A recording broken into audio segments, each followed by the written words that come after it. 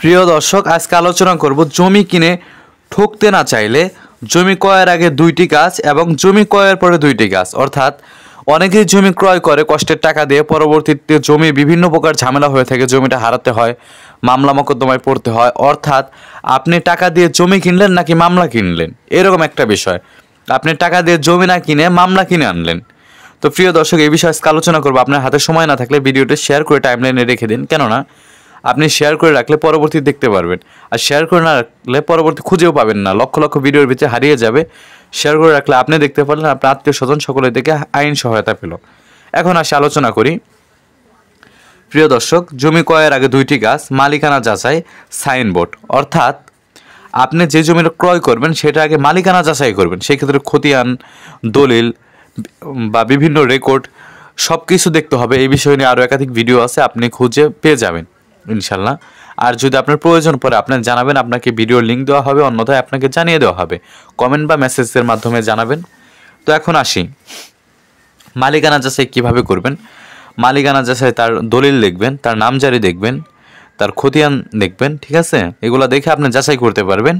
বিভিন্ন কিছু কাগজপত্র আছে, যাচাই করবেন, এবং অনেক ভিডিও দেওয়া আছে। এরপর সাইনবোর্ড। সাইনবোর্ডটা কি?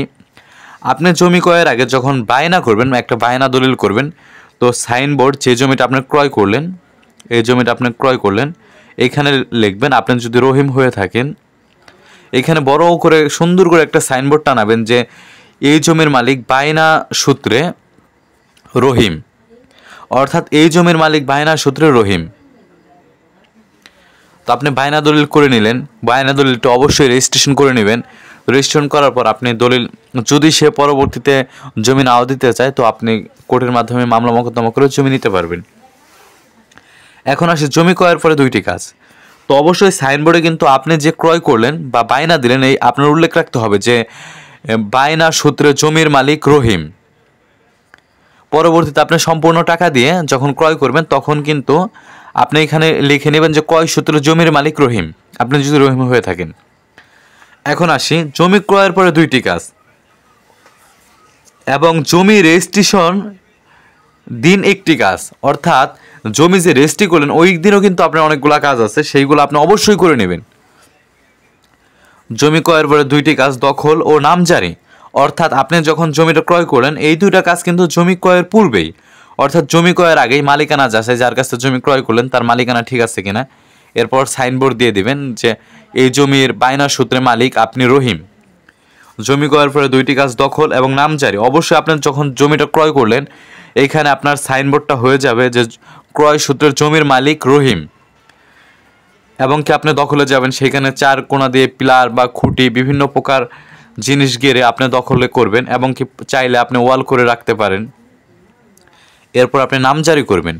অনেক সময় নামজারি করতে গেলে দলিল চায়, দলিলটা হতে কিছু কিছু জেলাতে বা সাব রেজিস্ট্রি অফিসে আপনার 3 মাস লাগে, 6 মাস লাগে, এবং 2-1 বছরও লাগে। সেই ক্ষেত্রে আপনি কি করবেন, যদি দলিল হাতে না পান, সার্টিফাই একটি কপি তুলবেন, সেটা দিয়ে আপনি নামজারি করে নেবেন। যখন আপনার দলিল রইল, নামজারি হলো, তখন কিন্তু শতভাগ জমি আপনার হলো। তো এবার গেল জমি কেনার আগে দুইটি যে কাজ এবং জমি কেনার পরে দুইটি কাজ: দখল এবং নামজারি। নামজারি হচ্ছে মিউটেশন বলে, আপনি নামজারিটা করে নেবেন। অবশ্যই দখলও খুবই গুরুত্বপূর্ণ। এরপর আপনি জমি রেজিস্ট্রেশনের দিন একটি কাজ: যেই দিন জমি ক্রয় করলেন, আপনি সাব রেজিস্ট্রি অফিসে গেলেন, সেই দিন আপনার খুবই খুবই গুরুত্বপূর্ণ একটি কাজ আছে, সেই কাজটি আপনি অবশ্যই করবেন। সেটি হচ্ছে, আপনি যে জমি ক্রয় করলেন, যার কাছ থেকে ক্রয় করলেন, তার নামের বানান, ভোটার আইডি কার্ড, কোনো কিছু ভুল আছে নাকি, খতিয়ান নাম্বার, দলিল নম্বর, এইগুলো সমস্ত কিছু আপনি দেখবেন। দেখার পর যদি কোনো কিছু ভুল না থাকে তাহলে জমি ক্রয় করবেন। আর যদি তার নামের বানানে ভুল থাকে, এনআইডি কার্ডে ভুল থাকে, খতিয়ান নাম্বার ভুল থাকে, দাগ নাম্বার ভুল থাকে, এগুলো ভুল থাকলে কিন্তু এই জমিটা পরবর্তীতে আরেকজনের কাছে বিক্রি করলে সেও কিন্তু মালিক হয়ে যেতে পারে, বা আপনার জমি ক্রয় করাটা শতভাগ বৈধ হলো না। এই জন্য আপনি জমি রেজিস্ট্রেশনের দিন একটি কাজ করবেন, বারে বারে পাঠ করবেন। আপনি ওই যেই দলিলটা হলো ওইটা বারে বারে পাঠ করবেন। আপনি মোহরিকে বলবেন যে আমি বারে বারে পাঠ করে দেখি, সে বলবে পড়ার দরকার নেই। আপনি বলবেন টাকা দিয়ে জমি ক্রয় করেছে, তোমাকে টাকা দেবো, আমি কেন পাঠ করব না। অবশ্যই পাঠ করবেন। তারা কিন্তু তাড়াহুড়ার ভিতরে করে, যত বিজ্ঞ মোহরি হোক না কেন, তাদের কিন্তু ভুল হতেই পারে।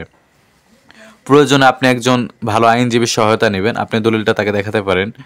তো এই হচ্ছে আপনার কাজ, জমি কিনে ঠকবেন না। তো জমি কিনে মামলা কিনে আনবেন না, এই জন্য ভিডিওটি শেয়ার করে সকলকে দেখার সুযোগ করে দিন। ধন্যবাদ সকলকে, আসসালামু আলাইকুম।